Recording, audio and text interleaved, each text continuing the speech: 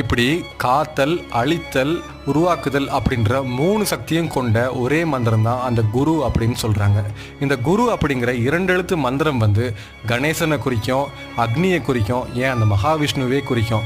அப்படிங்கிறனால இந்த 2 எழுத்து மந்திரத்தை கொண்டிருக்க அந்த மனிதன் உண்மையிலே ரொம்ப சக்தி வாய்ந்தவனாக தான் இருப்பாங்க அப்படின்னு சொல்கிறாங்க.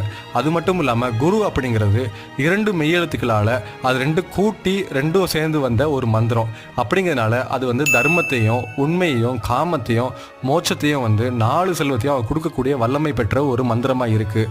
குருவே தாயாகவும் இருக்காங்க, குருவேவும் தந்தையாகவும் இருக்காங்க, என் குருவேவும் விஷ்ணுவாகவும் இருக்காங்க, குருவே அந்த பரமசிவனாகவும் இருக்காங்க. இந்த குரு தான் ஒரு மக்களை நல்வழிப்படுத்தி ஒரு அப்பா போலையும் ஒரு அம்மாவை போலையும் அந்த இறைவனை போலையும் கூடவே இருந்து அவங்க இறைவனை எப்படி அடையிறது. இந்த மாதிரி சுவாரஸ்யமான கதைகளுக்கு நம்ம சேனலை சப்ஸ்கிரைப் பண்ணுங்க. அப்படி இந்த ஷார்ட்ஸ் பிடிச்சிருந்துச்சுன்னா ஒரு லைக்கை போடுங்க. உங்கள் கருத்துக்கள் என்ன அப்படிங்கிறத கமெண்ட்ல லீவ் பண்ணுங்க.